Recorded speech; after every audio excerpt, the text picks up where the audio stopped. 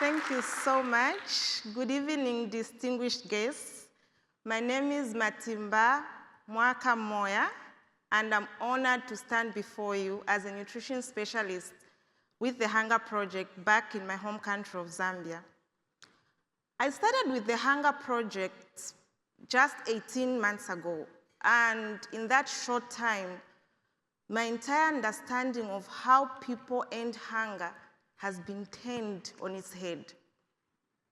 Before joining the Hunger Project, I worked 9 years in a type of aid known as top-down. Top-down is where experts come into communities with projects and plans. Now, programs that come from top-down often fail to realize local realities. Imagine if a stranger came into your home and handed you a plan to fix your life. And no matter what you said, they insist they know better. How would you feel? But the Hunger Project does things differently. We inspire and unleash local leadership. Instead of handing down solutions, we start by listening. Because community members already know what the challenges are. So we work alongside people, supporting them with key training as they design and implement their own ideas for change. This is called community-led development. Now, when I first joined the Hunger Project, I had doubts. I said, does this even work? I wasn't sure if this method I just described to you would actually work. But now, 18 months later, I've seen something powerful happening. I've seen it with my own eyes, although I wear glasses. What I have witnessed has changed the way I see everything. Let me tell you about Chipangali, a small rural district in the eastern part of Zambia. Not even 2 years ago, if you ask the women of Chipangali about their lives, they would have told you that they belong to the kitchen or laboring in the field. They will tell you that they are poor and that poverty will continue with their children and their children's children, and just like that, it will always be. That is what disempowerment sounds like. But in January of 2023, the Hunger Project brought the vision, commitment, and action workshop to Chipangali. And something incredible happened. During the workshop, there's a moment a light goes on inside of people. People's mindsets change. They have a realization. They see something else possible beyond their circumstances. They say, look, this poverty that we are in doesn't mean that we are poor. They realize that there are people living in poverty, but they're not poor people. They say to themselves and each other, yes, we're in these circumstances, but we don't have to stay here. We, together, can do something about this. And just like that, you begin to see it. Individuals who had no idea that they had rights at all become engaged citizens. They realize that they actually know exactly what the challenges are and how to overcome them. They show up to meetings of their local government. They learn about the resources and services that are rightfully theirs. They create their own plans and run their own projects and programs. Women move from kitchen to community, from laborers to leaders. Now, among the women who have gone from laborer to leader is a woman named Olipa Banda Shawa. Olipa is a widow and she farms a small plot of land to feed her family. She attended the Vision, Commitment, and Action workshop. Not once, so many times. Olipa has a spark. She's willing to learn and she's deeply committed. When the Hunger Project asked for volunteer leaders to go to the next level of training to lead Chipangali out of hunger and poverty, Olipa raised her hand. Many others did too. When these leaders rise up, they become part of a core team of active citizens who are specially trained in the science and art of moving people to take action. They become experts at reconnecting their fellow villagers to their own vision for themselves, their future, their family's future, their community out of poverty and hunger. They become the kind of leaders who can be counted on to call for effective action, to make plans and produce lasting results, not just at individual or household level, but at the level of community and governance. Now, if Olipa were here to take us on a tour of her community right now, here's what we would see.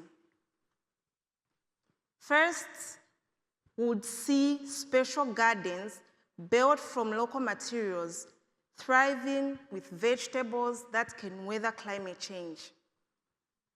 Despite recent droughts, these families have not had to wait for food aid. They have enough food to sustain themselves.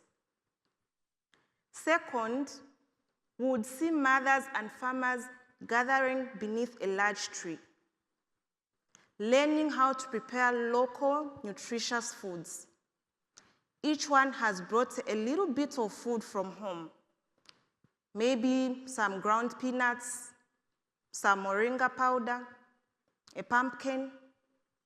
Collectively, everyone's offerings become a meal to share and to demonstrate together how to use local foods to make sure families have complete nutrition. Next, Olipa would invite us to sit with a circle of women. Each woman there has contributed a little of her own money, and the group has pooled their funds. Together, they have gained the skills to manage their own savings and loan. From where we sit, in that circle of women, we would hear a man's voice. This man is named Adam Banda, who, like Olipa, raised his hand and volunteered to lead his community out of poverty and hunger.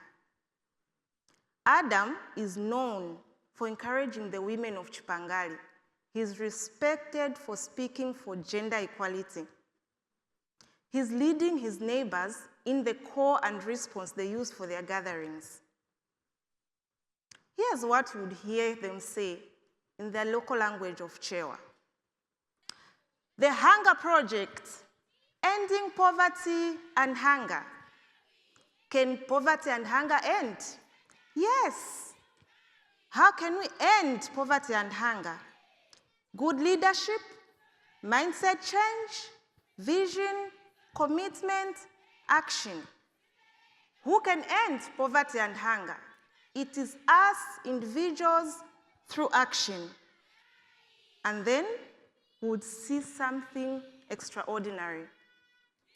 We would see Olipa, a once quiet widow, now seated at the table with many men in local government. Olipa has been elected by her community to represent them, and her voice is helping shape the decisions that affect their future.